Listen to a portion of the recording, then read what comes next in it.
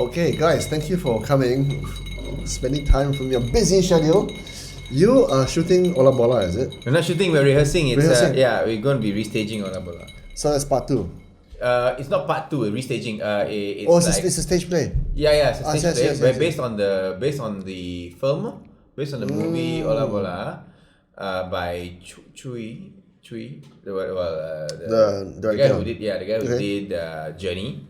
So that's being adapted as a musical. It's going to be staged stand-up there. We did it last year around this time of February, after Chinese New Year, and we're doing it again this year. It's by Infinity Academy. Well, I don't think, no, it's not the Production. Academy, right? Infinity Production, I think. Right. Tiara, Datin Sri Tiara's. Right. Oh, so her outfit lah, is it? Yeah. So yeah, the movie was a big hit, right? I think I watched the movie. Movie was not as big a hit as It's okay lah. Journey, but I mean yeah, millions lah, millions. Yeah, millions. Yeah, that it just shows how the film industry in Malaysia is just getting bigger and bigger. It's becoming a real kind of thing for Astro, right? I don't basically know. the local film industry. The last 6 months has been crazy for Malaysian film. It's good, right? Yeah, like Phenomenal. crazy good. Yeah, crazy good. Yeah. Crazy good. We start. I think Box office takings? Yeah, or? box office. Like Hantu Kat 5 came out, and I think about 4 million, 5 million, like that. Wow. And then next thing you know, I think the next one was Munafik, and then that one That one no, berserk sorry. as well. Munafik is old. No, Munafik 2. So I think Hantu Kat 5 was 30 million. Yes. 30 million, It's right? a lot of money, yes. Then Munafik came and did 40 or something like that. And then Pascal came and did also like 20 or something Pascal, like that. that's right. Yeah, Pascal. And then this... Pascal is the cop show, right? No, that's Evo. That one got even more. Pascal is like the Navy. Navy SEAL, like Navy SEAL. Yeah. But all Melayu one I guess so. Yeah, right. Yeah. What do you mean guess so? So you don't act yourself? No, I mean, it's in the Malaysian Navy, of course, mostly all Melayu lah, right? That's true. I don't know. So yeah. But the thing is, don't you think like there's too many... Go come closer lah, you so far. Don't you think there's too many revisits of the story of Mokhtar Dahari? If Ola Bola the movie, If Ola not him, Bola then- musical, there's Super More. Isn't it all If not just him, the if same? not him, then who? You got So Chinan? Well, actually, You know what I again, I'm gonna I have to correct you. Ola Bola did not feature Mokhtar Dari at all. The time he already it retired. was more So Chinan, right? It was So more, Chin An, Chin right. An. More So Chin It An. was more Chin An and that gang lah. Santok Singh, Santok Singh, Arumugam. Oh, okay. So Arumugam. Mokhtar Dahari predates. Just before, yeah. Oh, just before. Just before, yeah. Because apparently I think based on the history, if I'm not mistaken, he retired. He retired. He came out of the national team, and that's when they beat the team beat Korea to go to the qualify for the Moscow Olympics, but pulled out Because of the protests. political sanctions. Yeah, Moscow had. USSR had. Yeah, all the boycott lah. I don't know what lah. Yeah. And so we were very angry and say, so Putri no Gunung- football for you like that. Putri Gunung Lilin, how many did I do when it came out? Because that was the Huge. first kind of major one, right? Yeah. I remember watching that one. That was Very good. Datin Sri Tiara. Yeah, Datin Sri was Putri. Then Stephen Rahman Hughes was introduced to Malaysia as Hang Tuah. That's right. So how much was the box office for that one? From West End, he came. I don't know in terms of theatre box office, I wouldn't know, but it won't be in the millions lah. Theatre box office cannot. But you're saying that now it is, it's the 30 million, 40 million. No, that was movie. Yeah, the movie lah. Oh, Okay, now I'm No. damn Okay. confused. What are you talking So about? theatre is the stage, right? Yeah. And then they got movie theatre. But Putri Gunung Lilan, the movie you're talking about. Yeah. Putri Gunung Lilan, the movie didn't do well. They didn't do well because they spent shitloads of money on that thing, right? It didn't do well. Okay. Putri Gunung Lilan, the musical did very well. So. Okay, so basically, I've known of you, or we kind of like known each other of each other for 20 plus years, right? So it's come to a point where this industry is finally starting to get some traction, and so rewind a bit back to back in the days when you turned 20 something and you started to go into this industry. I know you didn't start so early, right? Because No. you did. Talk about you a little bit, right? You started very early. Why? I started when I was 18 lah. Why? How come? How did you After SPM, because I wasn't allowed to do like acting professionally before I finished school. So you had to graduate. You did the Asian thing first. Yeah. So before at least Form 5 lah. So like I was involved in a lot of church plays and things like that. Yeah. And then I knew I had a flair for it. Yeah. Because I would always be casted for the bigger roles, the bigger speaking roles, and then I kind of. You're a bit dramatic lah, basically. What roles in this? Yeah, a lot. church plays? Usually church plays a lot. I mean, I did a lot of Paul. Because Paul does a lot of talking. I mean, he wrote a lot of letters. I mean, so I'm guessing he did a lot of talking as well. Yeah. Peter, that's one. The scene is just you writing letters. Yeah, it's very boring that one. But like Peter, because in the name of get up and walk, and then he healed the guy. We didn't really have anybody play the role of Jesus because it was just sacrilegious. And also too much pressure lah. I think. Because it's like, what I'm saying, it was during rehearsal. Nobody does Jesus, right? During rehearsal, somebody, how do you call you? Excuse me, like how do you, how do you respond? Yeah. So I was Moses before. So a lot more at church lah. So then from there was that natural. Then I said I kind of had interest, but my parents said before you finish SPM, don't do anything professionally lah. So after SPM, I auditioned for a play by Joe Hasham and Fred America in the actor studio called Savages. Yeah. So I was ensemble at the time. So I was one of the nameless Brazilian Indian. Brazilian native, Indian. Well, Chinese fella can. Yeah, we had Masale, we had everybody because this was about a story about this a village of natives in Brazil and how the government at the time was going to go and bomb them because they wanted the land. Okay, kind of like environmentally activist kind Yeah. So I was one of the Brazilians and then from there I did Scorpion Orchid. I wasn't involved actually. I was doing front of house only. And then Kopitiam director Ping Ho came back from. That's how I know you, Kopitiam. Right? So he came back and then there was he held an audition. I auditioned. I was third choice to play Steven. When it came time to shoot, the first choice looked too old for the rest of the cast. The second choice sister was getting married, so he flew to the US, and so that that left that choice. And so the station, the production house wasn't confident, but the director said he wanted to take a chance. And Ping Ho lah. Ping Ho. And so then I came in. I was the youngest in the group, and my career pretty much started from there. But I was still studying. I was still doing my degree. Okay. So what did you study? I did teaching of English as a second language. That's so a government scholarship. So that basically anywhere in the world you go, you got a job lah, right? Anywhere in emerging developing countries. Even developed countries. I guess. Not all, because a lot of them want native speaker. I think you go to Hong Kong. Aren't you a native speaker? No. When they say native speaker means you have to be white. Yeah. So they still want the masali thing lah. If you are running a tuition center and that is your marketing, you tell people, hey, I'm a teacher, native speakers. English guys from England. So Australia or whatever, although maybe I may have more pedagogical knowledge or methodological knowledge. Doesn't matter to them. Doesn't matter because. It's just tragic. But for me, native speaker means it's your first language. Yeah, it is my first language. Yeah, then but the skin color kind of thing. Maybe you go travel, you meet correct. white people. Native speakers whose English is very bad. Well, the tragic thing was when I went to the UK to study, right, and you kind of have this view of them, this impression that they're going to be really good, history, English, all these things. Actually, the bloody, hate to say it, right, but most of them are bloody useless, right?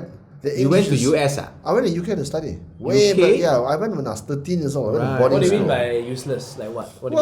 I mean the language, the grammar wasn't very good. They are colloquial. Where you went? Manchester? You went? Where you went? Liverpool? Oakham. That was my school. Oakham. What is that? You know who was in my school? You know who was in my house? In fact, you know who befriended me? Do you guys know Jamiroquai? Yeah. Jamiroquai was in Form 5. Jason K in those days. His name was Jock. He was known as Jock. Jason K, but his nickname was Jock. He was a skateboarder, quite muscular guy. He was in 5th form when I came in. I was in 3rd form. He befriended me, and it's unheard of for like a 5th former to make friends with a 3rd former, even if you're in the same house, because you're 2 years below you're miles away, right? Yeah. So he thought I could teach him Kung Fu. So, right? Because I'm fucking Asian, right? So he comes up to me, he says, hey, and then he befriends me, he takes me all over the school, and I become this cool kid overnight because I'm friends with Jock. And Jock was a cool kid in those days. He was a skateboard, he was a smoker and all that. You're his bodyguard lah. I pretended to teach the fella Kung Fu lah. I was doing some Muay Thai at the time, right? Didn't really know. So yeah. So he in the shower he'll be like starkers naked and he'll be singing, top of his voice all by himself. He'll be singing, singing, and his voice will be echoing through the whole house. Wow. It's crazy. And he was in my school, Oakham. But what I discovered about British people is that they're not the most academically gifted lah. The Asians are. Yeah. Right? It's crazy. No, but I don't know. I mean, because the Asians who are there, the Asians who are Asians are there, But of course, because you go there to study. I mean, like if you're a run on the mill, or even if you're not smart, you bloody well work. You're not going to be, going to the UK for an Asian to go to the UK to study is costing money and it's costing time and an opportunity. So you better do well. I mean, don't. So it looks like you're doing well because you've been in the trade like over 20 years. You're wearing an Armani t-shirt, so obviously you've got lots of money. Very astute. He's wearing an Invincible Iron Man shirt, so obviously he doesn't want to. Either he's not making as much money, or he's not as gaya as you lah. Both are correct. Both. But also, I got this t-shirt. You know where? Guess where I got this t-shirt? Guess Pasar where? Malam. No, okay, better than Tesco. Are you serious? Tesco, yeah. Yeah? Yeah, It's a very nice t-shirt. It's not bad. It's nice. The rate stays on. It's Yeah, 40 yeah. ringgit. Yeah. Yeah. But so you start on a different path. Well, I did the proper thing first. Like I was like a degree ahead lah. I got a degree first. And I worked. Then I found the comedy bug, and then I did comedy lah. Right. So, but you can fall back anytime, right?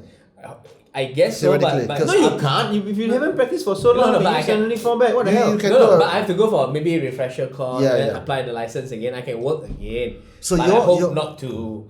So you're a GP. You don't specialize. Yeah. So that's the common misconception. GP doesn't mean don't specialize. So it's in the developed countries, like the UK, a GP is like they call it a family practitioner. Correct. Family doctor lah. And you have to specialize in that. So you got to know all about the common You have to ailments. specialize in generalness. I see. That is correct. And they make tons of money because they become like the gatekeepers of Yeah, where yeah, to yeah. refer to who and where, and so it's a very important job. But here in Malaysia, it's like GP means you didn't specialize because When you go to the hospital, the first one is after reception is GP, bro. Right? Then GP will determine. It's okay. Now you go upstairs to the. Where you go? No, it's a little inside joke. He's talking about the game team hospital. No, a 2-point hospital. I don't understand the word, but it was quite funny at the time. Yeah, that's funny. No, but it models. It models, yes. Correctly. Yeah. So you're the gatekeeper lah. Yeah. So I worked in the emergency department in the hospital's line for a while. Okay. So you saw all the bad shit, right? Yeah, and then you see Malaysia's poorest and the worst shape lah. Yeah. And then I worked for 1 year in the Klinik Kesihatan in Taman Medan, which is basically a government clinic in one of those Taman Medan is an urban poor area. Right. It's those they're poor but they're in an urban setting. Right. And so it's doubly hard for them, and you see all sorts of bad cases. So so from a career perspective, you said, "Fuck this for a game of soldiers." There's a lot more things that can be done. Fuck this is a game of soldiers. Fuck this for a game of soldiers. It's a phrase it's like. a phrase. What does it That's mean? what happens. Fuck this for a game of soldiers. It's something you Teacher, learn. what does it mean, teacher? Teacher. No lah, it's the game of soldiers was those toy soldiers that you used to play when you were younger. Right, this Yeah. is saying so it's like to hell with this. To hell with it. I want to play board games. So it just so happens that you got two skills. One, to be treating people medically. The other one is Right. to make people laugh. Right. So you said, fuck this for a game of soldiers. I'm going to give this comedy thing a bit of a twirl, right? So the interesting thing is, I did in June 2010, I did my first ever open mic. 2010? Yeah. 8 years ago? 8 years ago. Are you serious? Yeah. So then it went well. Then I got invited back again 2 months after that. Because that time there was only one open mic, literally one comedy show per month. So you would have shat yourself, right? Yeah. Did you shit yourself? No, I did not literally. Not literally, I was right? very nervous, right? Yeah. So then the second time I was asked to perform, I was given an 18-minute slot or 20-minute slot. That is a long time. Yes, for your second time on stage. Yeah, That's because it's insane. typically about 6-7 minutes kind of, right? So in that show, he was headlining. Oh yes, He was headlining. So he's already like a mega. I'll never forget this day, lah. So he's like a mega guy, lah. already mega. Yeah. So 8 years ago. 8 years ago. Yeah. 8 years ago, I was very famous with it. Yeah, Zoom Underground. No, before that was very famous. So now you're like ultra bloody crazy, like mega famous lah now. So on the same show, he is waiting to headline. He's the last on the bill. So I performed. It went well. And then he was impressed. And then after that, he was impressed. no, really, you don't remember? Yeah. Then he went on stage and said, that doctor was very funny. I think please give a big round of applause to Dr. Joshua Leong. Alamak. Close lah. Douglas, how could you do that? I got doctor correct. Got it correct. Leong correct. Two out of 3. Thank you, teacher. It's not bad lah. I mean, Okay lah. because you didn't. It's not like you mentioned your name a lot during the set. That's true, Also, so right? that's true, He's so. not a rapper. I start every joke. Jason Leong went to the pub. Finish with Jason Liao. Finish something. That's right, Jason. Yeah. And that's when one of the Right, so then early from there, breaks, just like kind of snowball lah. Huh? Kind of snowball from there lah, right? Yeah, so then Snowball. Snowball. Snowball. So the whiskey's really fucking you guys. Snowball. The hearing. No, he said snow. Snowball. Snowball is that one in Game of Thrones. That's the wall. Ah. It's not called the snow. It's the wall. It's made of ice, not snow. Okay. Different. So how long does it take to get material together? Oh, that really varies. Damn long time, right? So No, it varies because, like, for example, like professional benchmark, I would say is 1 year. Every new year you need to have a new 1 hour. a new special lah, right? New 1 hour lah. Right. Alright. So but when in the beginning, sometimes you can take comedians maybe a few years to get like a good 40-minute set. Or Are you 20 serious? minutes. Yeah. A few years. Yeah. You? Yeah. 'Cause- There are comedians right now in the United States and the UK who, number one, don't have, say, 40 minutes and also don't have the chance to do 40 minutes because the clubs and the promoters don't want to take a chance because we don't think you're funny yet. Yeah. So it takes a few years to get a site that can kill and make Right. money. Yeah. I read somewhere, I don't know whether I heard it on Joe Rogan or something, but Chris Rock is minting money. I think it was Netflix or something. Paid him like $10 million for like two or three 1 hour specials. Dave Chappelle. Was it No. Dave Chappelle? Chris Rock. Chris Rock. That whole No. batch was about. Chappelle did 3. Chris Rock did 1 name, Tambourine. Yeah. But it was huge. It's No, like he got like a few million for that. That whole batch, they bought a batch of them. Chappelle, Seinfeld, Ellen, around 20. Ellen DeGeneres. Yeah, She around- came back. around 20 Regular million. Girl or something, right? It's called. Sorry? Relatable. Relatable. 20 million per Netflix special. Chappelle got is- 60 That is insane. for 3. He had 3. But very That is good. You insane. watch. It's You good. watch. Chappelle's 3 specials are very good. I didn't see Chappelle. I saw Ellen. I didn't think it was that great because she was going on and on about how much money she has and how great she is, and for like at least 10-15 minutes, and it didn't work for me lah. I thought it was funny, but I you think should- Chris Rock is naturally funny though. Chris Rock, you watched Chris Rock's Tambourine? No. Tambourine. Yeah, on okay, Netflix. that's Yeah. okay. Okay, but you can. I personally couldn't fight Chappelle lah. Yeah. Really? Chappelle, Age of Spin and the best was other one, equanimity. Equanimity is Equanimity. yeah, it's The same called- equanimity? Yes, no, it's not. It's The same word lah. yeah, that equanimity by Dave Chappelle is a much comedians. For comedians, you have to watch it and go, wow, that's how. It's a tight 1 hour, with a narrative. Tight, and yeah. He's talking about himself, but also in the setting of Donald Trump's America Right. and what it means for black people and comedians like him. Right. Very meaningful. Then who else? Joe Coy's Netflix special was very good. I thought. Joe Coy, the Phil M. Filipino American comedian. Netflix special was very good. Gervais's Netflix special, I thought I liked it. I loved it. So Netflix is throwing money at comedians because there's a lot of stuff out there. Every even Trevor Noah's there. There's a lot of money on Trevor Noah. Rogan is there as well. Ellen DeGeneres is there.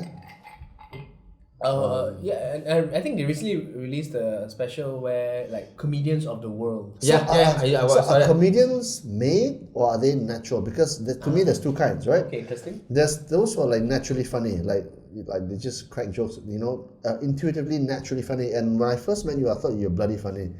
I think we had some bar in Bangsa or something, right? For no bloody reason, you started singing at the bartender, and you're just a naturally funny guy. And I hate to say this, right? I met Hari Iskandar. He's more of a contrived comedian. I don't know, but that's just my gut feel, lah. Contrived.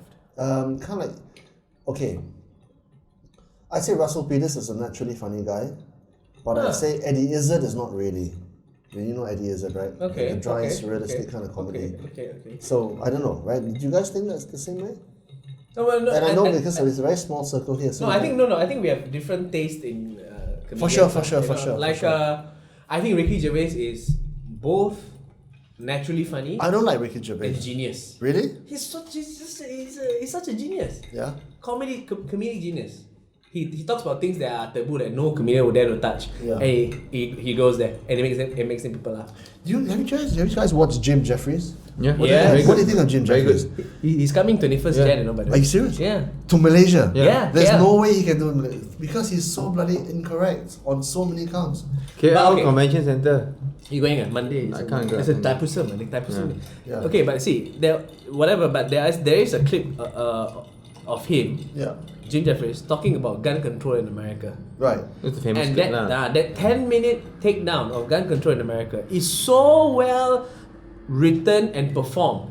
And it's funny, every minute is funny, but every minute is also logical in Correct. the process. So even though he's a bit drunk when he's on stage, he seems to may look drunk. Yeah, he appears to be drunk, but he's not really. It is intelligent. Yeah. Intelligent. It's Yeah. great. Like you even though it's a comedic bit, you can't dispute whatever he says. Correct, because it kind of makes sense. So Ah. it's a logical, thoroughfare. So to his that's- thought He process. did confess that the statistics he made up lah, but it makes sense. He made up the statistics. but it Yeah, makes already. sense. Okay, Yeah. so it adds up. So no, like communists, like the 68% of all gun deaths are from people with their own guns, using their own guns. So yes, so in other words, what he's saying is like having a gun in your house is dangerous. That's what he's saying. The stats are wrong lah, but he confessed to making that up. There's the bit about how like in America, like half the Americans, like we want to take away your guns. Half of them said no, cannot, right? So it's like how like okay, can you imagine back in the day if the government said okay, we're gonna stop slavery. And half of them, you're not taking back my slaves, okay? I'm a responsible slave owner. Yeah. Very good. He's great. So I mean, He's good. some comedians are known to be. I love Jim Jefferies, but that's You because just said you don't like him. No, I love Jim Jefferies. They don't like Gervais. I'm not too Yeah, much into they are Jim. both equally. Gervais is like he's but Jim Jefferies, I love him because he's so incorrect. He'll knock everything. He'll knock religion. He'll knock everything. But there's a difference between being rude and being frank. I think Jim Jefferies is less rude than he is frank. Yeah. You know what I'm saying? A lot for the gun control one. What I took away from that bit was he said like, look, if you like guns, just say you like guns. Don't give me this bullshit that you're keeping it for protection.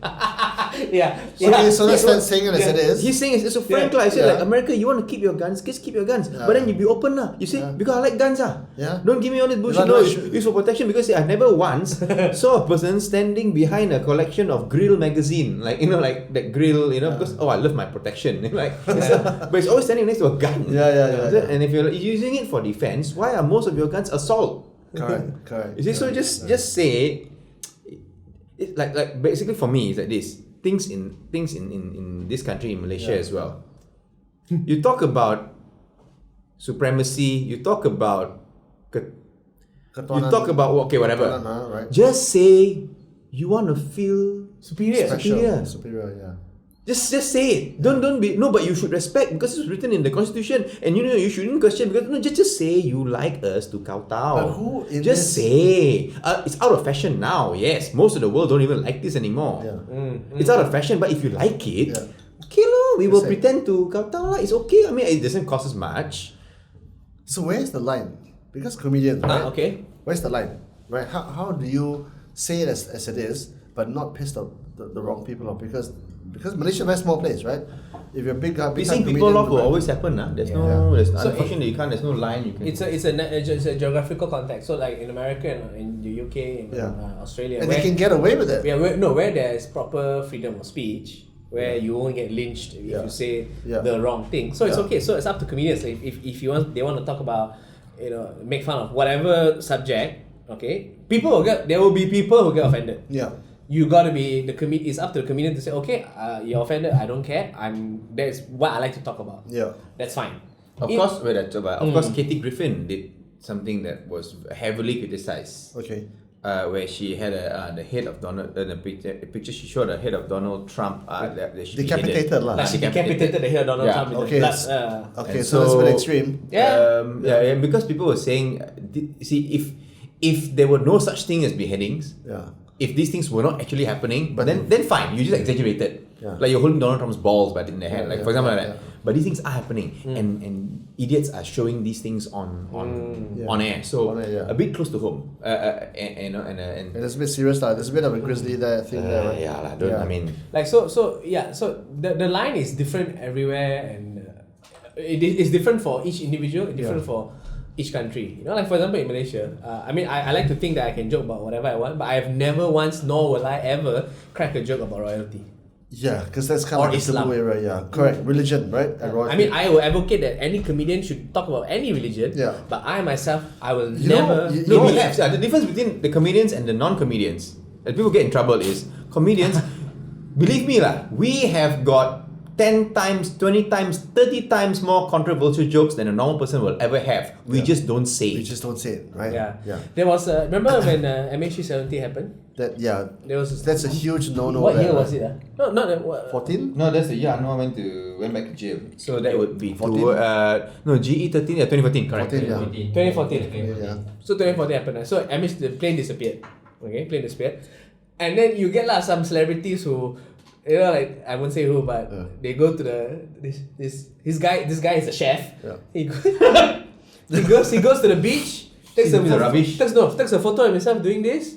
Then the caption is something like trying to find MACC 70. And then they found a piece of rubbish, a flotsam, rubbish on the sea, and it was like, I may have found. Okay, and then he got flagged for it, right? That's kind of like bad taste, lah. Yeah, so I think you said something which is pretty interesting.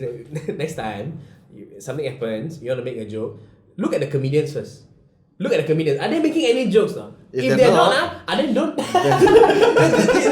We are always closer to the line than non-comedians. We kind of know a bit more where the line is. I've been stalking you guys on YouTube, not recently, but last time, okay? You remind me more of Michael McIntyre. You know Michael McIntyre? He's a genius. Yeah, I like He's fucking hilarious. He's an observational genius. Correct. And he can travel. Yes, he can travel. Speaking of travel, have you seen the latest clip about he summarizes pronunciation? No. That's before that. No, he's talking about flying. Like, yeah. You sit down in a flight, there are two types of people. One who go like sit down, recline immediately, and then the guy behind is like. And then those the slow ones, right? And then the other ones who go like every few minutes, just go one, and then after 45 minutes, the guy behind is like, how did you do that? Okay, so you're similar. You're more like observational. Thanks, man. Right? Yeah. I'm not saying it's good as him, because you're not Not yet, lah. But you sail much closer to the line. I've seen your stuff. I think you have the confidence to go a bit nearer. You observe society as well, but you also go a bit further. So how do you guys come up with material? How do you assess? How is your internal barometer in terms of what you cannot say, what is sensitive, not sensitive? MH 370. To me, I won't go there. Too much at stake, right? I wouldn't go there. Royalty, I wouldn't go there. But I guess there's a treatment, right? There's a treatment. At the end of the day, for example, like royalty, you can make jokes about royalty, but make sure you must be smart enough to not, in terms of royalty. Don't directly, hey, you suck, cannot lah. Yeah. That's not even a joke. It's got to be quite cerebral in a way. Yeah, but also, but I'm not skilled enough to do it yet. But I think Douglas does a lot of touchy what's the word? Hot button topics, political stuff. You do a lot of political satire, I realize. No, you see, people are concerned about the topic. Okay. I think here we have to establish a few things. Am I an artist or am I an entertainer? Now, what is there a difference? There is a difference. Okay. An artist wants to do what he wants to do. One fella like to watch. Come what may. One fella would like to watch, or 1,000 fellas like to watch. He will still do it. You don't like lah. I do what I like. Okay. I'm an artist. Okay. I create, and this is my creation, and I'm an artist. Okay. You like, don't like. So don't have to make money, lah. I don't make money, and I don't need your approval. I don't need your enjoyment. I see. I'm an entertainer. What you like, you tell me lah. I'll try to do for you. You want me to pretend like monkey jump and play cymbal? I do. You know what I'm saying? So that is different. I'm an entertainer. Yeah. I started doing political stuff because people wanted. Yeah. They were not getting any sort of political commentary or humor on mainstream media because radio cannot, TV and cannot. there's a role to play. I mean, look at Trevor cannot. Noah. Trevor Noah plays an important role. He makes fun of situations. Remember when he made fun of the World Cup, the French World Cup winning team, Yes. right? But spot on, man. Spot on. Yeah. Right? He said what he said. Africa won the. He congratulated Africa for winning the World Cup, and then yeah. people got pissed off because it was Yeah. France that won the World Cup. Yes. But the French World Cup team were full of immigrants. Yeah, But so African immigrants, right. Yeah. Right. So for someone like us in Malaysia, right, small country, very sensitive, very many hot potatoes out there, right? How do you develop material? No, you write first. I think whatever you think of, you write first, and then later when you're reviewing it, if you think it's not worth it, like if let's say you've got a really good joke about, or a really good observation about underage marriage. Okay. Which of course is sensitive, but it's sensitive, and also so where are you gonna go? How are you gonna treat it? What is your take on it? How do you treat it? And what's your take on it? Like for example, how Jen Han treated it, I thought was very good. Jen Han did it. I saw Jen Han at Bobo. He was good. He was good. Yeah. What show was this? I can't remember. Maybe 2 years ago. 2-3 years ago. 2-3 years ago. Yeah. That would be like that. The father died. Is it about the father? He was talking about Australia, about how he was invited to Australia, then he was like an Asian comedian in Australia. Oh, that must be Perfect Stranger. Yes, Then he went to Kazakhstan. Yes. Yes. So see, I think he's good. He's good. Jen Han is one of the best, in my opinion, one of the best anecdotal comedians we have right now. Anecdotal comedians, because he tells stories and there's humor in it, right? It's story based. Yeah. So he tackled the whole thing about child marriage, about the man who married the 11-year-old girl. How did he say it? How did he treat it? He juxtaposed that with him going to Disneyland and as an adult going to do a kid activity, and he juxtaposed it with a kid trying to do an adult activity, like get married. So it was treated very nicely. Okay, so that's quite nice. It's warm and fuzzy. So it's all about you know what I mean? It's all about being clever, and knowing that some people are going to defend what they do, even if it's so disgusting, but they're going to defend it because they think they have religion on their side or the law on their side, or they really believe that they've done nothing wrong, although everyone else thinks it's disgusting, or thinks it's offensive, or thinks it's appalling. So, and also, most of the time, so there's some of the jokes that we do, don't go and do it on stage in Fajar. Sorry, right? Fajar is a... or Giant, or Come down. Of course. No, fucking hell. Yeah, man. we do it in the theatre most of the time. All these with us. The crowd is they're with us. They kind of we preach to the converted most of the time. But if it's recorded on YouTube and it goes up, then you're gonna get the haters come out. That one not my fault lah. Yeah, but I think like for example for the child marriage thing. Yeah. Pretty much 90% of the population is with you lah. It's with us. So it's it's a safe.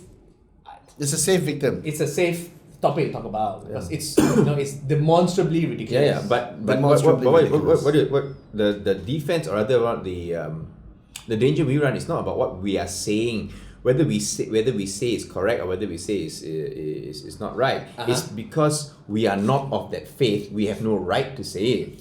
And therein lies the conundrum. Yes. Right? Because of the way Malaysia is set up, there's all kinds of different fabrics that we've got to deal with and navigate. Makes your job a lot harder than normal. No, it makes it also have a lot more topics. Correct. A lot more topics. Well, in terms of being addressable. The thing about, I mean, I keep saying this when we talk about comedy shows in Malaysia, right? It's one of the best feelings to have when you go out, when you perform or you watch a comedy show. Yeah. The comedian can do regardless of his race, can do a joke about another person's race, another race. That's nice, but so because people are so PC nowadays. No, in Malaysia, and then the audience, Malaysians of all races, know it's a joke and laugh together. Yeah. It's fine, and that's one of the nicest things about the Malaysian comedy scene right now. Is that we can laugh with each other, and it's a very unique experience because you get. I would say it's much more special than performing in Melbourne or in America. Because when we get like visiting comedians. Yeah. And you're like, huh? How can that race make fun of another race? Yeah. Right? But they How can you even mention? How can you even call it out? Yeah. But for us, it's fine. It's as long as tasteful. I don't say. Yeah. And it's great. You see it all the time in Malaysian. So you guys are MACC, right? Are you MACC? All both of you? No, the Malaysian Association of Chinese Comedians. Yeah. Okay, both of you are, right? This the First of all, there is no association. We are not registered. Not even under SSM. We are not under SSM. We It's just a don't name. have. It's just a Say name. only lah. No, You know what's weird? You The name, right, is not even trademark, So that means any other guy can go, I'm the Malaysian and he cannot do anything because Yeah. no one. Oh, it's your creation, is it? Yes.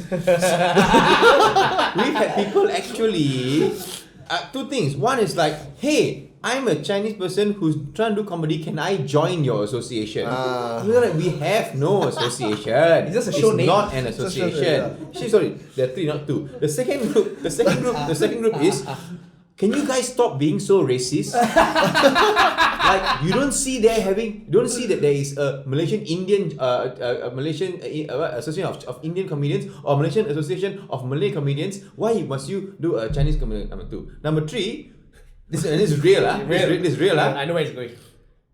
Why don't you catch one in? Legit true. Are you fucking serious? No. Real Sometimes questions. there are people on our Facebook page, they will comment on the Facebook page, our Facebook page, hey, I have information about the MACCs, they are corrupted, and we have to reply, no, this is, I think No, you got the the wrong. different MACCs. You got the wrong. And we don't even pretend to be the real MACC in our Facebook. It's like 4 Clearly idiots. Chinese. Clearly Chinese, And it's 4 guys. idiots. And then, what kind of anti-corruption commission has that as their... Yeah. But some people just don't care lah. These are all true. They have actually. This, my friend, is your target market in Malaysia. What? Right? People want to join the association. This level of people lah. Hate to say it. Some. So there is no association, right? So yes, but Jason and That's Khoo you? Hsu and Kwa Jen Han and myself do a show every year, marketed under the Malaysian Association of Chinese Comedians name, MACC. So when people hear the word MACC show, they will know 2 things. Number 1, 4 of us. Number 2, new show. That's the 2 things that we sell. When we say MACC show, it means this is number 1, 100% new jokes for this year, for the particular year, and number 2 is the 4 jokers. Yeah. And in the early days, remember your experience like Malaysian Association of Chinese Comedians comedy show. People come and they think because I didn't write stand-up comedy in English. So the 2 group of people. One thought it was Chinese comedy, so they came in. They're like, "Can you? Why no Mandarin? Why no? Like they didn't actually speak English." Another group, because our initial poster was the time before Jason joined, so it's just Jen Han, Jiho, and myself. So we dress in I dress in traditional Chinese outfit lah. Like I saw that, yeah. Like the Fu Manchu like that. Fu Manchu and all that. Honest first show we had like some really old people come and watch, thinking it was Chinese opera. Sure. Because we dressed like that. So then they were like halfway, wow, no lah. Like, this is not nice also. Because there's no singing. So did they get it? They left. They left. They fucked off. They got up very slow lah. Very slow. Because they're very like slowly walking. Because OAP lah, right? So yeah. So but you guys you take the show all over the country. How is it received in other parts of the country? I would say pretty much similar because so like Kuantan, City Awan, you go Kuching, Sabah. No. We normally go Penang, JB, KL, obviously. So that's easy. We've been to Singapore before, and then KK, Kuching, Labuan. KK, Kuching, Labuan. Yeah. How is it taking Labuan? It's okay. Yeah. Yeah. They get it. They on board. Why? No. Wow. Yeah, they're on board with the joke. Hey, Labuan people actually, you must understand who watches in Labuan. These are people who work on oil and gas. Oil rigs. Yeah, oil and gas. So these are engineers. They're deprived. Okay, so Right. But the engineers, so they understand a bit of English. Have no predisposition to Chinese opera. Yeah, operas, Chinese or otherwise. So what we've done some comedy shows in other like Malacca has sometimes. Malacca is good, yeah. Sometimes we get good shows in Malacca. When we go go like individually. Have you done Malacca? No, I never. Okay, I've done publication Malacca. Okay, Nice. not bad. Which place? I was I think I did once in Hard Rock and I did once in one of the. Your one hour solo. No, it was like a lineup. Lineup, but it was brought by one beer company. Okay. And then Seremban has a decent place also. Yeah. Wow. Ipoh we tried, but and we get an audience, but not enough to justify the cost because we couldn't find a hall in Ipoh. We had to rent a big hotel. And so that's one we of spent a lot of money. That's one of the problems with. I find it very interesting. It's like in Kuala Lumpur alone, there is like a dearth of venues for performing arts. Even then. Now, Really? KL. Now, we have. You wanted to do what show? The KL couldn't. They all was full. What full mean? So there's not enough, basically. There's not enough Spaces. Yeah, you wanted to do one show. Which show of the shows you want to do? It was one of solo shows, and like no one had dates, and you were complaining like non-stop. Oh yeah lah. Then I have to go Temple of Fine Arts So like the That's a nice venue. It's a nice. Okay, so Temple of Fine Arts is brilliant. Yeah. Parking is horrible. Horrible. Okay, so Horrible. that's one. So And no non-vegetarian food allowed. Okay. So in Malaysia we have a 400 seater, a 300 seater, and then a 500 seater, and then 1,000 seater, and then you have the big venues, Istana Budaya. Yeah. We don't have enough of the mid tier, The cozy, small, 300 really seaters, nice ones. Not enough. In Singapore, it's so many. Yeah. So many. You can more than 10, 300 seater, 400 seater, and then they're all booked. Solid. 6 months in advance, 7 months in Who advance. goes there? Foreign? No, Singapore has a very vibrant art scene. Really? Their own, and also they bring a lot. Singapore has managed to market themselves as the place to watch theatre and Arts and culture lah. in Asia. Yes. In They're Asia. throwing money at it, right? No, it is. But indigenous talent, how good are they? They're good. Are they? No, Really? comedy, but also like actors, testings, they're good. Yeah. And the Singapore Better soft than power. Malaysia, do you reckon? Better than you guys? How do you guys rate against the Singaporean comedians? I would say we're the same lah. Same level lah. Same level. We're all friends. So how do they formulate their material? They have also been under a fairly authoritative government. You So must similar understand. It's just process. that maybe there was no element of race already. We don't really hear much of race being used. Race and religion. I think religion. One thing. Religion almost devoid. In Singapore. In Singapore, in terms of the segregation and the biasness in terms of religion, race very little. But they were also under a fairly strict and authoritative regime. If you look at it, it's actually very similar to Malaysia. Very similar mechanics to Malaysia. Except that it still is a fairly authoritative, but maybe a lot more merit based. Okay. Society. A bit more, a lot more merit. In other words, you can do, you do. If you cannot do, get lost. There will be Malay people in Singapore who will fight you on that, of course. Who what? Who will fight you on that Singapore's meritocratic, of course. But just as there will be Chinese in Malaysia that will say, of course. But in fact, you look by at how the country is run and how things are not broken. You would say that. Okay, yes, I think you got the job because you had connections with the Prime Minister or because you were friends or whatever. But not bad lah your job. You did a good job lah. One of the best compliments a Malaysian can pay to the Singaporeans and Singapore is the country works lah. Everything works. Toilets are clean. Toilets are clean. The airport toilet is like a 5-star hotel. Business lounge. Anywhere you go, in Bangsai, no problem. No problem. No, don't lah. You won't get a disease or something. Everywhere. I mean, most Singaporeans you are Malaysian Chinese, not a China Chinese. So material, right? So the new government in how many months already? 8 months. 8 months. 8. Yeah. Fuck, time flies. Time flies, right? Yeah.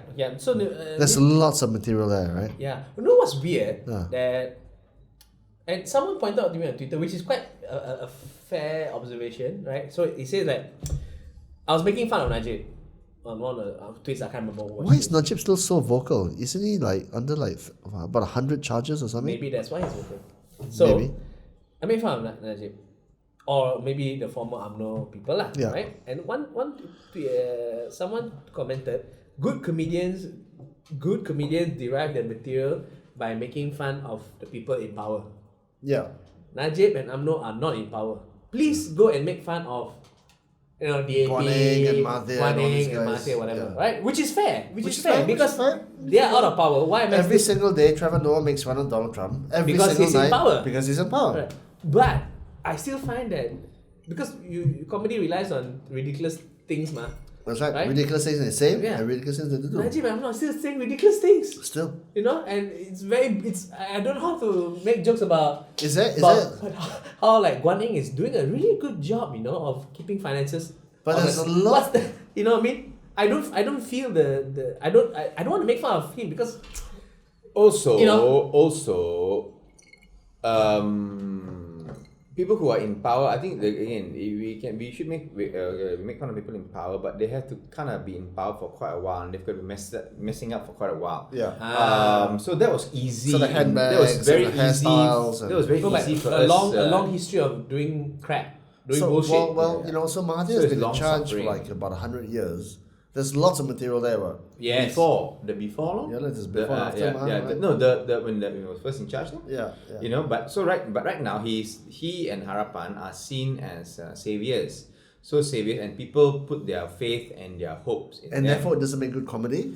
For now. For now. Yeah, exactly. I see, until they screw it up. Yes. So once you screw up, and then they become fodder. Yes. So for now, so that's the formula. Because for now, they are the hope. So even if they make mistakes and we point out the mistakes, people are like, "Hey, Ayah, nama give lah, them a chance ayah lah. lah." We just 8 months. What you expect?" The sentiment, the So we public gotta wait lah. sentiment is When people start getting like, okay Guan Eng, already 3 years okay why is petrol 5 ringgit? Yeah, what is going on? Then Open season. then you watch the comedians will be there on the starting line. Okay, can. Now, shoot, bang, and we go. We already like a garisan and like bersedia on your mark get set already. Really. So, but right now, if you do it, it's like we waited Not a 60 joke years. yet lah. We waited 60 years to change the game. It took us okay, not 60 years. The first few years were quite good lah. Okay, but let's say we were suffering. Let's say people were angry for the last 30 years. Yeah. 30 years, we tried, we mobilized, we slowly got people to understand what the thing was to elect this new, and then within 8 months you're trying to tear them a new asshole. Yeah. Don't lie. Yeah, Wait lah. Which is why actually the change of new government really affected my material. Yeah. Because I was so used to having the old regime there. And there's a lot of stuff there. A lot of stuff. A lot of stuff. Yeah. But now that with the thing with the new government is I definitely feel there's more freedom of speech than before. For sure. Still not No enough. question. Still not enough. But slightly more lah. Slightly more than before. It's definitely there now. So it's much. People, I think a lot of people are coming to comedy shows now because they are in a better mood. Maybe, yeah. I'm feeling. I also like the fact that we are seeing disagreements within Harapan as well, Which is good. which is something Good. that Which is healthy. Right. Healthy Yeah. discourse. I No would family like- is ever at peace with itself anyway, right? All There the should time. be check and balance with There it. should be check and balance. If you are doing something not. Is there a joke in this whole Osman Anwar thing? Is there any humor there? Or even Nurul leaving? Or Izzah leaving? Is there any humor there? There's always humor everywhere. There's always humor everywhere, right? But we don't know the move yet, so we wait lah. I mean, like there were a lot of jokes, but I did one joke which I quite like, which is about Anwar. So we're doing our last tour. Yeah.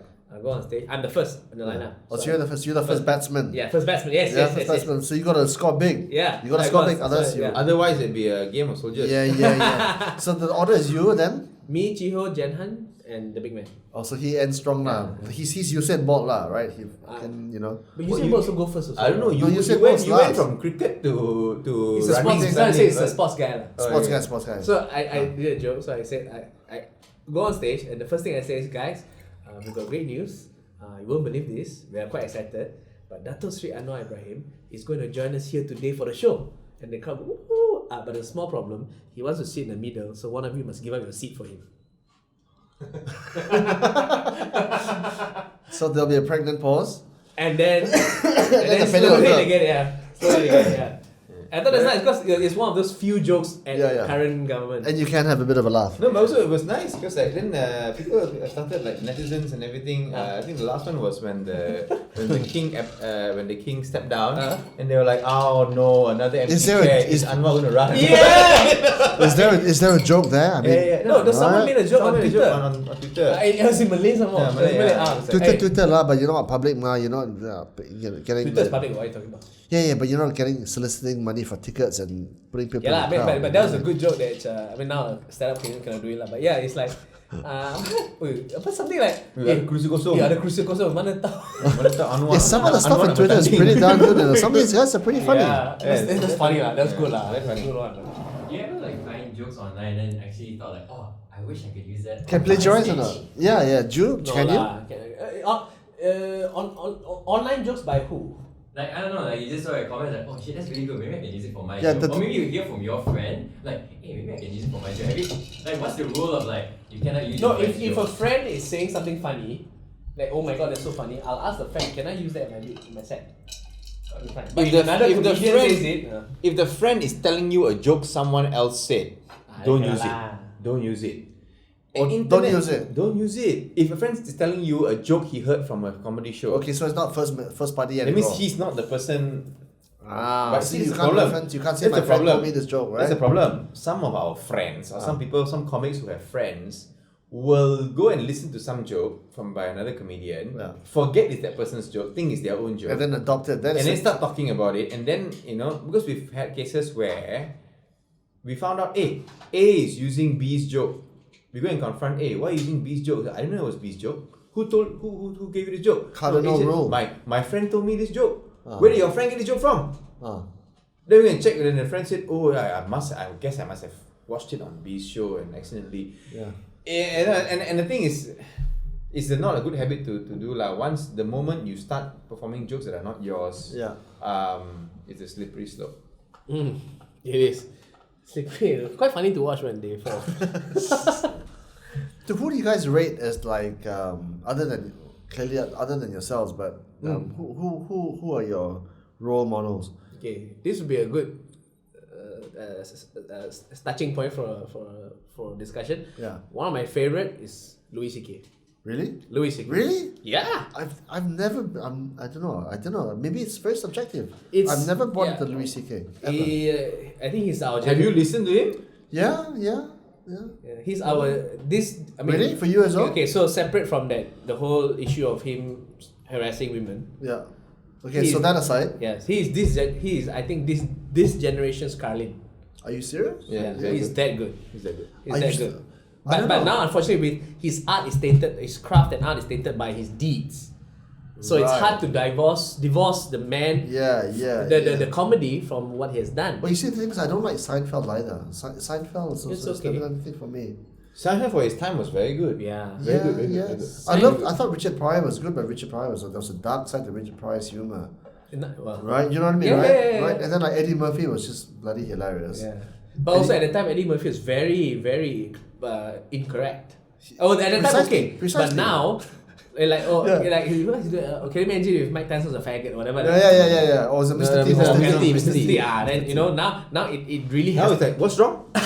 Sorry, what's wrong? Mr. T was gay? What's wrong? Now we get that. Yeah. I'm walking around, the pussy's coming out of my pockets. I've got so many pussies. That's my pussy. I believe that's my pussy. And you're like, no, nowadays, what? Shut up, Eddie Murphy. That pussy does not belong to you. It belongs to the person who has the pussy. Yeah. So times are different. Yeah. So, but you see, and that's why. So you mentioned who the best. Louis C.K. No, this generation. Kraft. Overall best, George Carlin. Really? George Carlin? Dude, he is the man. And ironically, I call him the god of comedy. Yeah. He doesn't believe in God. He is the best. Okay, I tell you how. Why? Okay, Why? Why? Not only he's so good at the time he's so good. Okay, his material ages so well. Okay. I was in the car, my wife driving down to Penang. So kids can listen also. No, not kids, adults. Ages well. I mean, like George Carlin. So it means it doesn't mean you have to be in the 70s. It travels through the eras lah. 80s you can listen, it still makes sense. 90s. Okay. I was in the car playing some clips of stand-up comedy, and my wife was in the car. Listened to George Carlin talk about how Republicans don't care about women.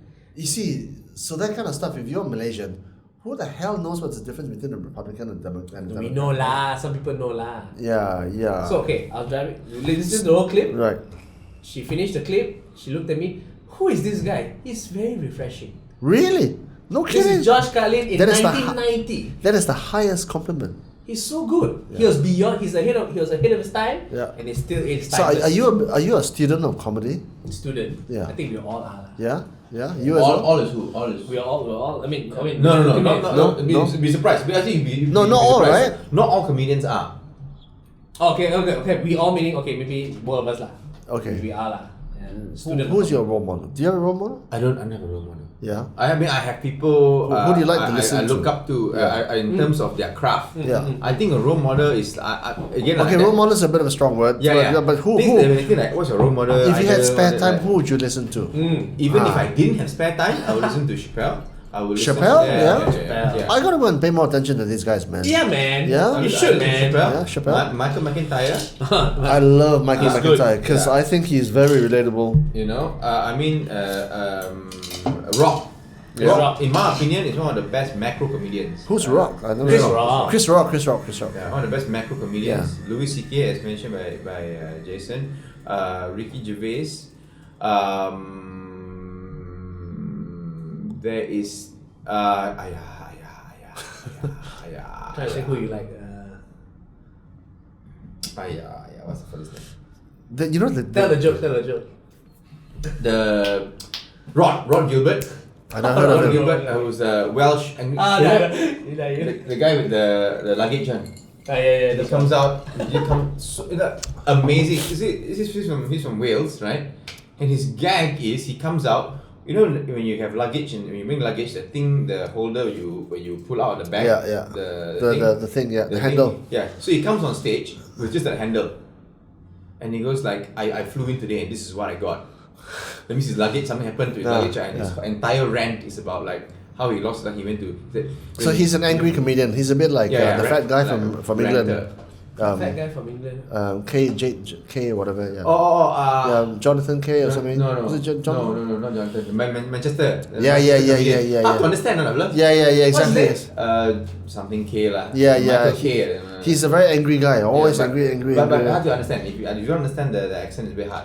So the problem with all these names you've just given me, right? They're all Masaleh. They're all from either America or England or Wales or Australia. Joe or whatever, Wang, right? if you can get to watch. So the Vietnamese guys in Australia. Joe Wang is American from China. Yeah, he's funny. Very good. He's funny. Dude,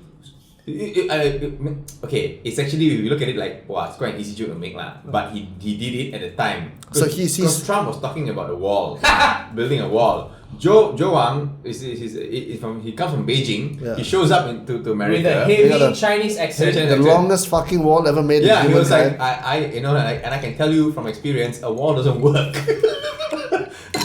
And this I saw that on Facebook. It was so funny. This is how good Joe Wang is, right? Joe Wang. Joe Wang. Joe Wang. W-A-N-G. Joe Wang. Wang. He's not an English speaker. Oh, so he's not a He's native from English. Taiwan, if I remember correctly. He's from Taiwan. Came to America.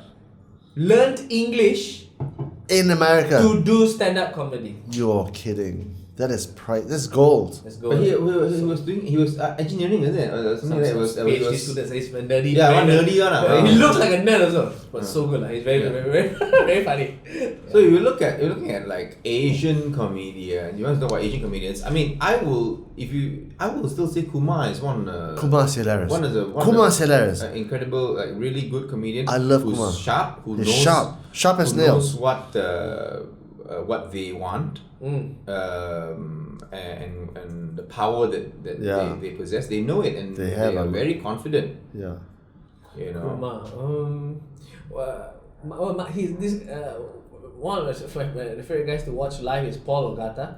Oh yeah, Paul Ogata Paul is Ogata. extremely good. But he's technically he's Matsali, but he's Japanese American. Yeah. He's the funniest I've seen live.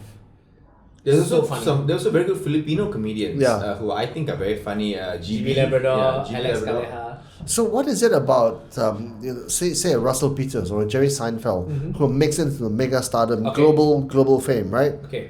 Is it because of luck? Is it because of ability? Right time, right place? I mean, Seinfeld had his own comedy show Years and years, seasons after season after season. I think he got Russell most of Pe- his wealth from the TV show. That's Most right. of his 1 wealth. million episode. Yeah. Something like that, Ridiculous. And His then, work. and then non-stop one because you every time Correct. you play whatever you get. He get gets a money. royalty. Yeah. And I'd say Russell Peters is pretty bloody huge right now, Yeah, even though he's not produced Russell anything Peters good with the age recently. of, he's the all the factors came in like Yeah. the rise of Asian stand-up Rise of comedy Asian and then India, YouTube. and then it burst. Right, because he was famous on YouTube first. Yeah, and that's the genesis. But you must of- understand. When we watch all these people on YouTube, we were like, oh my god, Russell Peters because of YouTube. Yeah. He's slogging in the Canadian scene for the last 15. the last Ages and 15 ages, yeah. 15 years till that thing came out. Correct. So you see, what makes them so good when they become famous, or what makes us become so impressed when they become famous is they've been doing it for the last 15, 20 Correct. years So that's- quietly. We don't know only. Yeah, so they've got this practice. So when they suddenly burst, or rather we think it suddenly burst, no, they've been making millions of people laugh before we found them. Yeah, and then the story about that, it's a combination of his best work over 15 years. Yeah, so it's Malcolm Gladwell, 10,000 hours. That's the, have you all read Malcolm Yeah, Gladwell, he right? was 10,000 good at hours, that, right? yeah. So So that- he's cut his teeth, right? In the background. Exactly. So and that the story was there's don't know some dude who had the clip of that. It was for a HBO special. Yeah. It was a TV special. The guy somehow just took the video clip. Some technician uploaded it on YouTube at the time. At the time, hardly anyone knows what the hell YouTube is. Yeah. Then he exploded from there. That So- clip, somebody gonna get hurt real bad. That Yeah, video, right? and in Central Plaza in Vancouver, whatever, right? And then Everything Indians and exploded. Chinese can't do business, and that was amazing, right? 3450, right? 3450, that's And right. Russell Peters tracked the guy down and gave him like 100,000 That's amazing. dollars. So what about you guys? Social media, YouTube? Well, Jason's. I will get 100,000. Jason's. I think is the first Malaysian comedian whose clip breached 1 million. The WhatsApp joke The is WhatsApp about, joke. about 16 million. 16 million. 16 Yeah, million? unheard That's of. huge. Unheard of. Yeah. No Malaysian has ever done it. Yeah. Yeah. So social media is a very important tool. Lor. Yeah, we are major. the era of social media. What about those two Indian guys? I can't Comedy remember. Club? Huh? Comedy Card. Comedy Con. I've been watching a lot of them recently. They're hilarious. They're very good. Very They're funny. very good. They're very good. As a duo. As a duo. Individually, I never watched them individually. yeah. So Yeah. I've never watched them individually. I but- think As a duo, they're very good. They're Yeah, very I good. think they're very good. But social media, right? Because I try and find a lot of you guys, and sometimes somebody's filming from the audience, and the audio isn't very good, and okay. then the light is terrible, and then there's a lot of Because, you yeah, with from like the smartphone. from the smartphone, and Because they then are upload engulfed it. in darkness. So why don't you guys do more on social media? Because if it makes you global stars, bloody hell can do So it, man. like for the last show, I encouraged Douglas to spend money to record the whole show. Yeah, and So put now it he up. has clips to Yeah, he put it can, up. No, because there's two things. Number one, if that Real joke cikgu, goes, if the joke goes on social media, it is not meant to go on social media. Some jokes we cannot put on social media. Not PC lah. Because PC, so some people get angry and then we get in trouble. Number one. Number two, if it gets very good and that joke is really accepted and it's very funny, then we can't use anymore. Yeah. We can't use it in our shows anymore. Because it's just overdone lah. Yeah lah, Yeah. no, it's not funny lah. You start telling the joke, laugh for what? I know the punchline already. And you get two types of people Yeah. when you come to a show. Hey, first one is, hey, after the show finish, hey, why you never do the The WhatsApp joke? Hey, I like that's the best. Why you never do? Right? If you do, hey, why you do the same joke? no new material lah. I don't know do if you do if you. So Yeah, then like we do, among the then four we of do. us in the MACC, the one that gets the most complaints of repeat jokes is Jason. Not because he really repeats his jokes, because he puts his shit on social media. He's the only one of us. You're the only much more accessible on social he's media. he's Much more accessible. So he puts all his jokes there. Yeah. We don't. Chiho does it on Twitter lah, but generally, if you look at Jenhan, Chiho, and myself, you don't really find much of our performances online. yeah. So when we do a show, people are like, oh my god, this is so refreshing, you know. We always have new jokes. No, you just haven't seen it. Bullshit. You haven't seen. That's all. But the benchmark I put myself on is every year a new hour lah. Yeah, Right? yeah. So the problem then is like, so sometimes like I got this problem in the year before last, 2017. Yeah. So I have my new 1 hour show. Yeah. Okay, 1 hour show. Yeah. New 1 hour. Okay. Now when I perform for MACC, it's 15 minutes. Yeah. Okay. So I took my favorite 15 minutes into the 1 hour. Yeah. Into my MACC. Yeah. One or two complain lah. why you repeat joke? Everyone else did new jokes. Why you repeat? Yeah. But then no one else did another hour. You know what I mean? Yeah, because he did an hour. He did a whole hour before we did our show. Yeah. So it's basically like this. If you watch every damn show that I do, if you're that much of a fan, if you watch every show that I do, when you expect me to write any material on? Yeah. You know, like I said, an hour a year. Yeah. An hour a year. And for Jason, an hour a year, that hour does not magically appear as 1 hour. It will appear in the public as 5 minutes here, 10 minutes there, 5 minutes here, 10 minutes there. Means he would test the jokes. He would test the jokes at various audiences. So even if you watch the 1 hour show, you might go like, no, I think that joke sounds familiar. Yeah, because you watched it when it was a 10-minute set. You watched it when it was a 10-minute bit when he was working on it.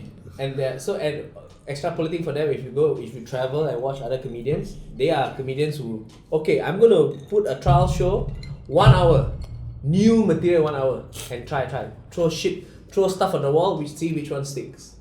Throw stuff on the wall, which one sticks. And and one of my favorite comedians, Ronnie Chang, I think he mentioned this before. He says like, what his process? I rent a room for 10 nights. Every night, 1 hour, and he says, every night I eat shit. Every night I eat shit, and after the 10 days, I 1 hour. Because that is rigorous. Because there, also no, rigorous. Also there, people will accept this is your process. They accept your process. Everybody's got a process. That I'm gonna come in. 90% is gonna be 90% is gonna be better. And we will just try and see, you know. Yeah. So some comedians are confident enough to do that. Some comedians are not. I've been to some stuff in the West End in London. Okay. Right? Very good. And they just come in there and just experimenting. It's okay, you're only paying £5-10. It's okay. It shows really that good. it's called experimental shows or what? Well, you don't know, but you can tell he's just having he's testing a lot of stuff and you know, like comedians are stand-up comedians, you know. Okay. So when you guys go to like abroad, when you go to like Australia, whatever, right? How do you tweak the jokes? You become more racial in nature, or do you try and make it more international in nature? For me, it's because because you guys are talking to an Asian crowd. There's not many white. So the objective of going overseas is to get more people who otherwise would not have watched you. So obviously the goal is to build the audience. If I go to Melbourne, is to get the Aussies lah. Aussies meaning white Australians. Okay. But because we're Malaysian, you get a lot of Malaysians as well. Okay. So what I do is I make it quite universal, quite international, where you don't have to be Malaysian to get this joke. Yeah. If you're Australian, you also understand where I'm coming from. So it's more situational, more storytelling, and So I mean, there's no point to travel and then play to your own fan base, because then what's the point? Might as well stay in Malaysia. Right. You know what I mean? But the problem I'm facing is when you go to Melbourne, 80% will be Malaysians. Yeah. Or Singaporean. Who expect the Malaysian. Who will know. Yeah. Who will know. So what's next for you guys? I mean, you've been doing this for a long time, 20 plus years, you know. Ending it. Yeah? You hit on that one sore note. This guy last year is just a few weeks ago. He's like, oh, I'm gonna September. Stop already. Stop. I'm gonna stop already lah. The typical, you know, like things are going. I'm tired lah. I'm tired of this lah. I don't think you can ever stop, right? Then we were trying to you cannot stop. Don't stop. You're like a journalist. Just work. Because in September, you find humor in everything. Yeah, he was like, there's no this show. Like we were quite doubtful about the show, but as it turns out, it became one of our best shows last year. Yeah. Something happened that made audience go, this is the best lah. Really? I was like hating. No. I was like, when I heard Jason's material, I heard Chio's material, I heard Jenna's material, I looked at my material, I was like, this show sucks, this show is rubbish. Don't share your stuff before you go on air? We do. This show is horrible. Yeah. And then we perform, right? And like people are like laughing and clapping, and like, what the fuck happened? Go back. We started where? I started in Kuching. So we started in Kuching, and then how big are the crowds typically?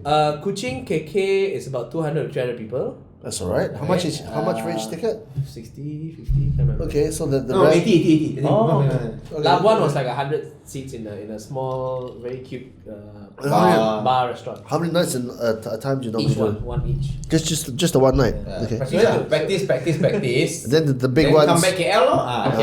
KL. So in East Malaysia, crowds were lovely. And then we thought, okay lah, Maybe East Malaysia. Is there a demographic to your crowds? Is it like typically Chinese? Mostly Chinese. Mostly Chinese. Okay. But we do get Malays and Indians. Yeah. So we're going to East Malaysia. Loved it.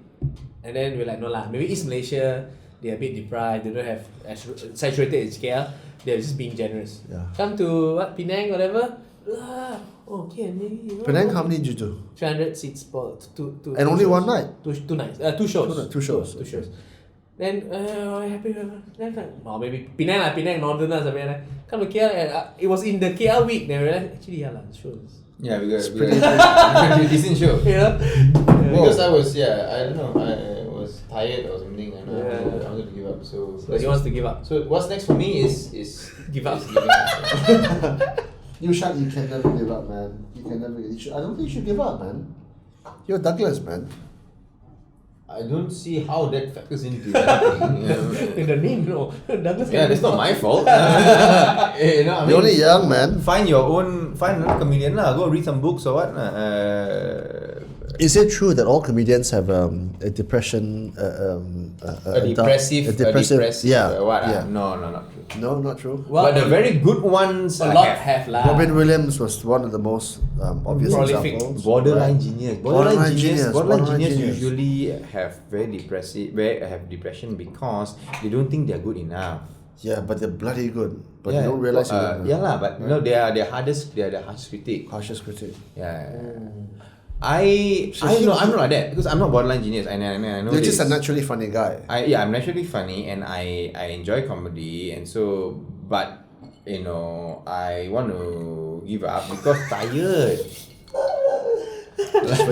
like I wanna just play game. Yeah.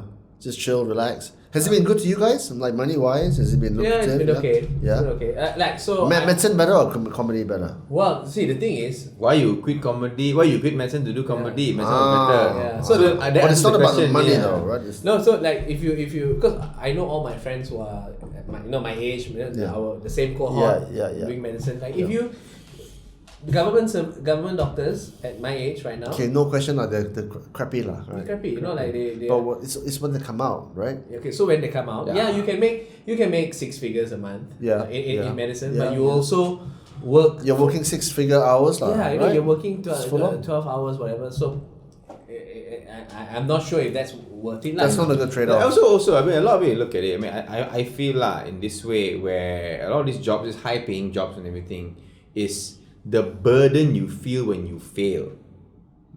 Real consequences. Doctors have got real consequences. Huge. When things fail. Pilots. People die. Pilots die themselves. Yeah.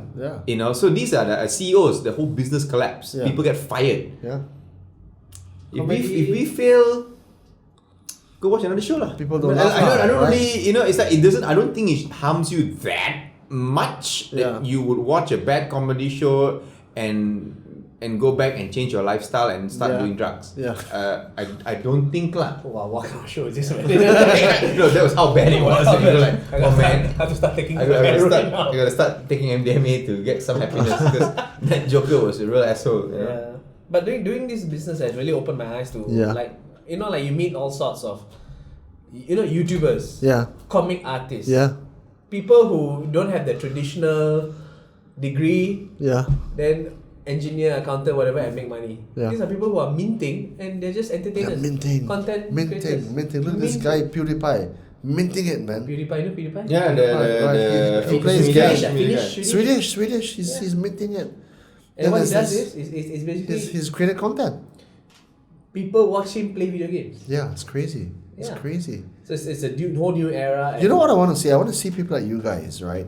Play video games. No, I want to see you guys become like globally famous because I'm sick and tired of like we referenced Gary Vee and Tony Robbins and Russell Peters and Jerry Seinfeld. It's always from America, England, So it's from Australia, right? Let's create our own, man. You guys are there. You've done your 10,000 hours. The reason you've done your 10,000 hours. You've got your material.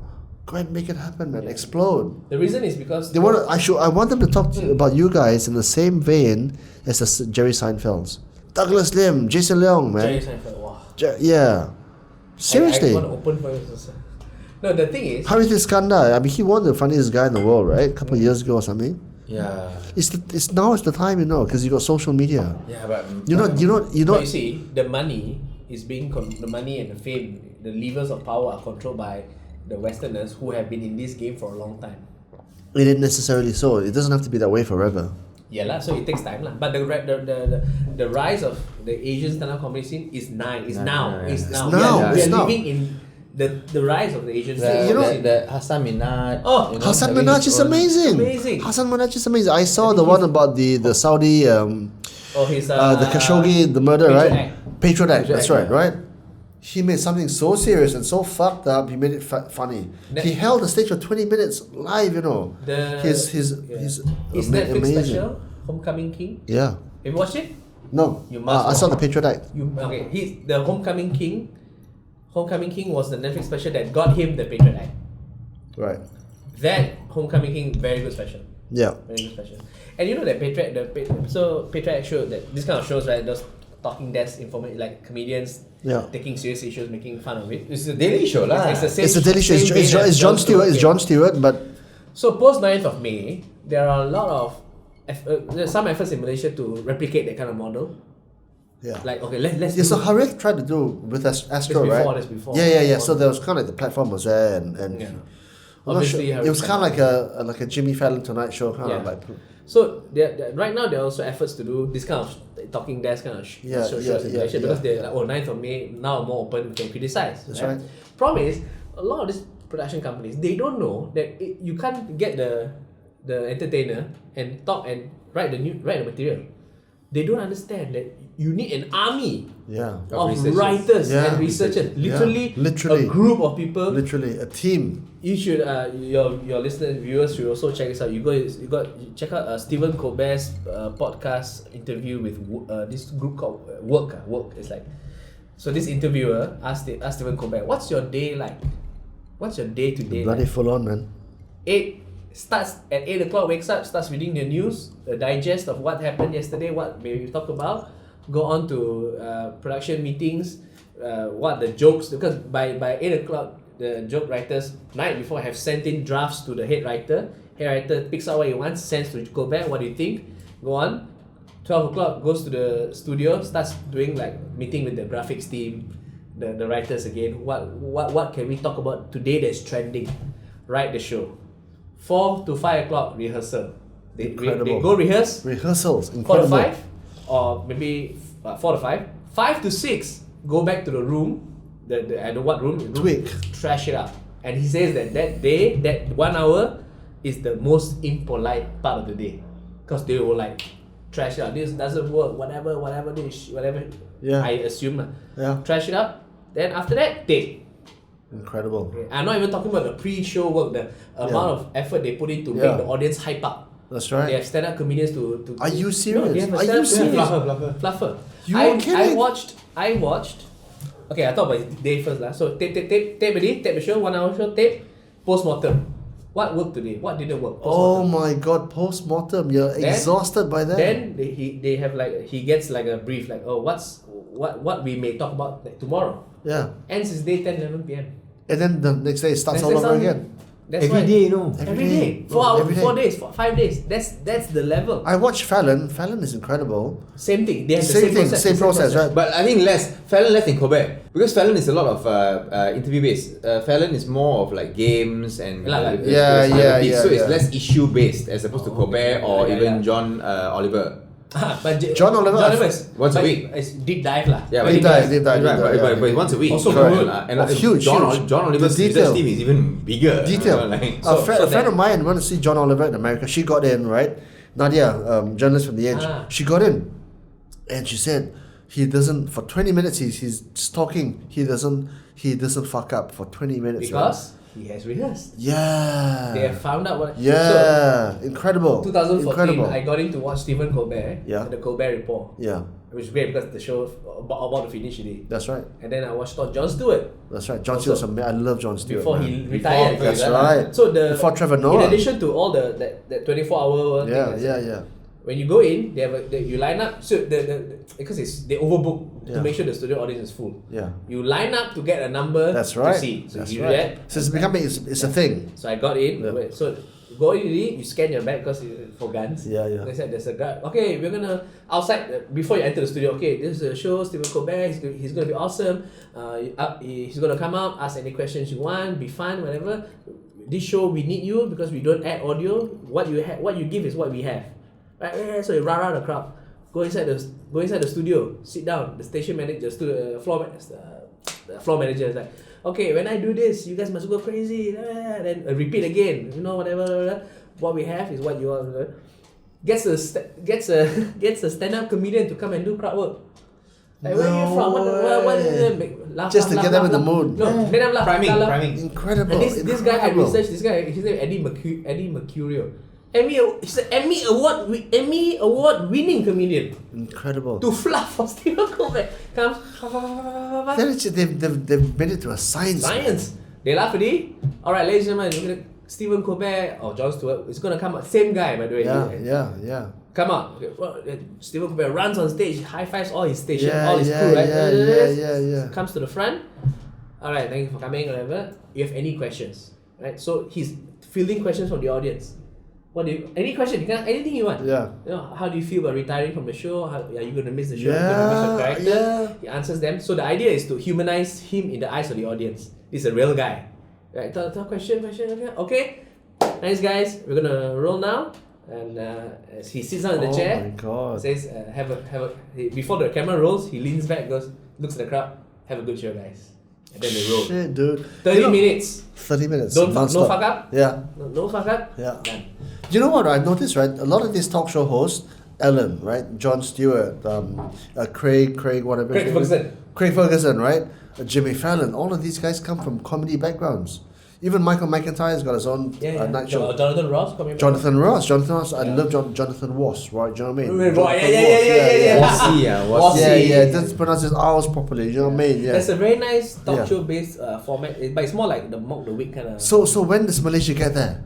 It gets there when the people with the money in Malaysia realize that They should do it, man. They should do it. they need to realize that you need a lot of people behind the scenes to do this. The team. You can't get the comedians to write the jokes himself or herself. The money. It is an effort very similar to that of any normal company. That means you need your PR, you need your legal. You need your social media. You need your legal. Your legal has got to be there to make sure that whatever you are saying is not open. Land you in jail. Yeah. Right. Yeah. So Exactly. a lot of comedians, we don't come with our legal team.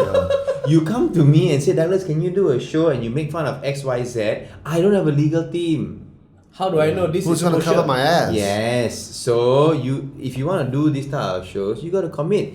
It may make you no money. It may make you completely broke, and a lot of people may hate you. Yeah. But you want to do or don't do. I think it was like I think it was Jim Jefferies, right? He signed on for like a couple of specials in America. Two seasons. Two seasons, and then he did one for someone else, and he got sued his pants, lost his savings, and This is the story he tells in the next special. Yeah. So even for these guys, they're exposed. You're like, oh, so for the 10 minute opening monologue. Yeah. Can you write yourself? You cannot. Or I can. Yes, I Craig can. Ferguson, this is an amazing monologue. I can write 10 minutes. Sure. You give me 5 days. But you want to do every day? Cannot lah. Can you make it up? Are you that talented to make it up? No. Is it no? But why would you want to make it up? If you want to, Or can if you you want do the show to improv? succeed. Can you improv? Is it possible? No, they don't way, teleprompter. No. Can Even you- can you improv? We can improv, but see, okay, again. Improv is what we do to find material to put on a show. Improv is not what we do for the show. Yeah. Understand? Yeah. In other words, you're not supposed to see what we improv. Improv is what we do on our own. Okay. Behind closed doors to come up to unearth the material To which a eventually point where it gets can be polished used. for you to watch in the show. The problem is a lot of people think, hey, roll camera, just go. Not possible. Cannot. No. And also but also that sometimes you watch Colbert or Fallon, whatever, something may happen and then they even in the confines of a TV show with teleprompter, maybe something like the audience laughs really weirdly or gives They a call reaction. it, yeah. So you can They can do something. riff it. Okay, so the improvisational part can be on the dish, but it cannot be the main dish for a TV show. For a TV show. Yeah. But in Malaysia, unfortunately, a lot of TV shows they're like, so what are you going to do after this? Don't know, see lah. And they'll never allow that. That doesn't sit well with them. No, they want you to do lah. Because Just be yourself. Just be yourself. The big advice that we get as comedians. But they want storyboards, right? They want everything. No, that's scripted. commercial. You're talking about live. You're talking about live For audience. shows. Yeah. Live for audience shows in Malaysia. A lot of it is go and do something funny lah. Be yourself. Just be yourself. Be yourself. Just have fun. Just have fun. You know what's having fun? I'm playing computer games. It's not funny, Have fun and being funny are two different things. Yeah. So you say you're not having fun when you're doing an act? I am. Yeah. It's work. It's work. Yeah, it's work. Yeah. Yeah, it's work. The fun happens before as you're writing, and you're doing that. When you're performing, it's work. I mean, if you're gonna if you're gonna attempt something, and you go like it is more for fun than for work, I would say take away that fun part and do work. A case in point, we'll be doing our set, for example. Yeah. Suddenly, one of our personal friends is in the audience. As I do this joke, I go like, oh my god, I can have a very nice personal joke, but only works for my friend. It's damn fun for the friend, it's damn fun for me, but no one else understands what this is about. Do you go for it or not? Yeah. No, you don't, right? So you can go for it and make it funny, like this joke only he gets, and then people laugh at it. Okay. So that's fine. In a live show, a stand-up comedy show, that's fine because it takes 10 seconds out of your 1 hour material. It's fine. People forgive. If it's for TV, it's on air. 3 million people are watching going, huh? What the fuck is this? Right? Jon Stewart's friend named Craig is in the audience, so? No, you fall flat, man. It's bad. Bad. Just like... So? Are we having fun or are we working? We're working. The problem is, Malaysians, the powers that be, need to understand that.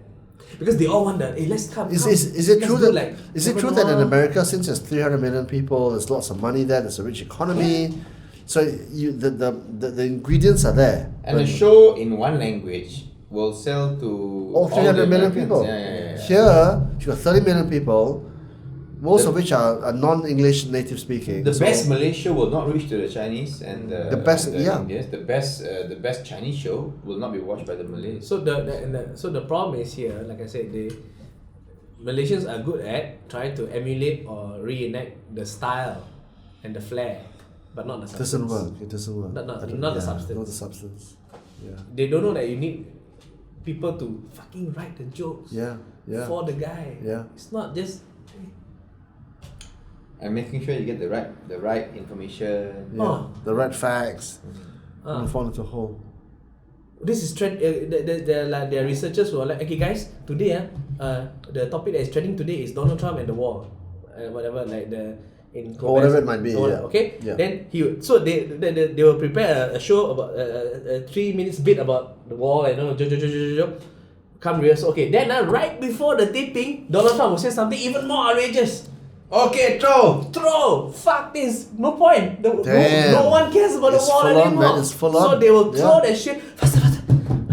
It's full on. That's where the team comes in. That's where the team comes in. What gonna do? Because if Donald Trump now is, let's say, if Donald Trump is now saying but what's at stake? How much money is involved? How much does Fallon make? How much does Ellen make? Ellen is rich, man. Ellen makes shitloads, dude. Of course lah. Right? But that's the level of skill and marketability is very high. Yeah. And you're looking, I mean, just like, why is it that professional footballers get paid so much? Because 30-40 million a year is crazy. The entire world watch them. Yeah. Are they skillful? Yeah, I guess so. They probably are, but because all of us watch them. Yeah. The market is there. And we want to watch them. Arguably, a cardiologist who can listen to the murmurs of the heart and tell you which valve is spoiled to what degree and whether you need operation. Extremely skillful, but no one cares. No one cares, so you're not gonna get the Yeah. So sad. You've got social media. You got Instagram. I'm actually following you on Instagram. I guess good, yeah, guys. Yeah. So, but I noticed you don't do a lot of your. It's more your life. It's more like here you are, yeah, there you are. Before this, I was doing content to get the numbers up. Then once I got the number that I needed, the minimum numbers I need to be able to be profitable to a client. How many? How many followers? 25,000. Nice. Right. Then once you get the number, they just give you a kind of like is it endorsement revenue. So to prove to them that you are worth. You're an influencer, lah. You know, very sad. You know, Chuang, I've been always wanting to change the gear a bit. I always wanted to ask you, right? So, I listen to your grills a lot. Yeah. A lot of grills. Yeah. And your grills are fascinating. Yeah. Like you really just have you listened to he grill people on BFM? It's really incisive, really and it's really like sometimes when but you're doing this wrong, how like that kind of in your face. So how do you prepare for this? How do you get that bravery, if I may use the word bravery, to point out a CEO's mistake or a CEO's blunders or what's the word? Like you catch a CEO missteps all these steps saying something, but it contrast to what it actually means. Yeah. Like, how do you get that? Well, I'm a bit like him because I've been doing this for the last 20 years, so you know. You've been grilling CEOs for the last 20 years? I've been a journalist for a long time, over 20 years. So you know, and if you're running a big public listed corporation, all the information is there. There's announcements, there's annual reports, there's statements, there's press releases, there's slides, there's webinars. All the information is there. It's laid bare. So that's why you're called a public listed company. You're publicly known. So everything is public. So you find out information.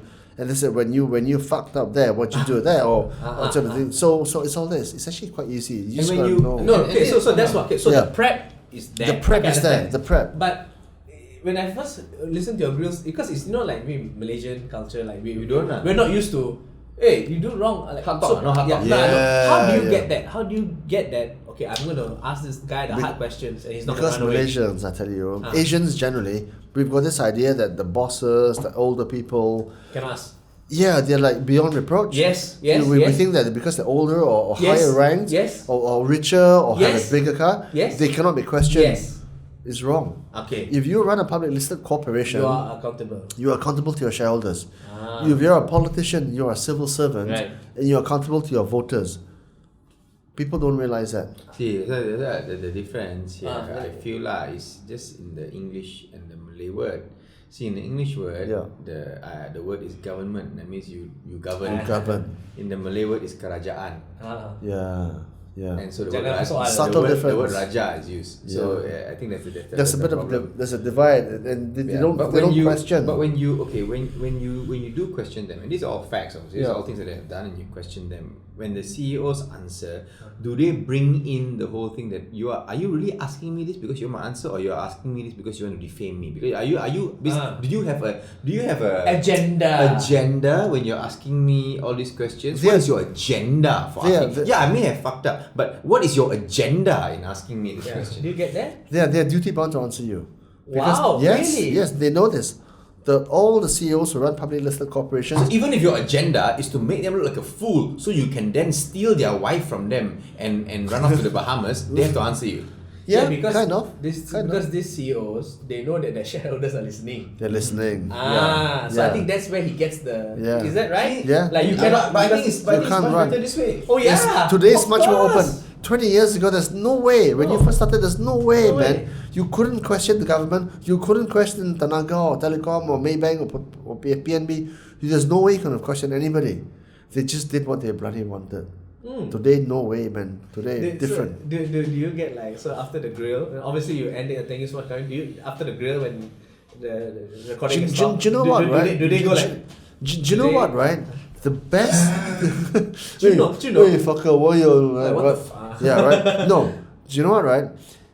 Once the microphones are off, and the switches are off, it is bro. I couldn't be totally honest with you. Actually, the reason is this. Blah blah blah. Wow. Yeah, that's where the real content comes out. That's where the truth comes out. They can't say that on air because most of these guys are compromised. politically speaking, Oh, I or see. the patrons, or okay. yeah. Actually, the reason I did this is because blah blah blah. Or you know why this policy is there is because of blah blah blah. Or this person was there, blah blah blah blah. So we had to try and circumnavigate to da da da da da. They always, yeah. I remember They have never ever said, hey, why you ask me the question? They said, bro, the real answer is this one. I cannot say on air earlier because of blah blah blah. No bad blood. That's very nice. And another story I remember, like I commented on Julian Ng. Yeah. One of his best grills was, Yeah. I think, with a lady from the MC last time. That's right. Right? That's and right. she kept trying to run away. He kept, okay, let Going you on, run. yeah. Bring you back. Like, so are you saying like that? So again, the whole and he was such a good. He was grilling like that point. That just one point. I want you to say this. And then I said, bro, that was one of your best grills, Julian. That was one of your best grills. And after he said that, and you know that lady who he grilled later, like, recommended that interview to win for some award for best interview or whatever. Right? Yeah. That's very interesting. Like, Yeah, it's fascinating. Yeah. You Human would behavior. expect people to be confrontational. Yeah. It's crazy. Something in the air in BFM. Lah. Yeah. There's lots of things in the air at BFM. Yeah. That one later. We not. Okay, man. Well, gentlemen, Thank you for coming. Fuck, it's almost. I've taken all your time. Yeah. 1 hour and a half, lah, I think. You did a very good job of keeping things together.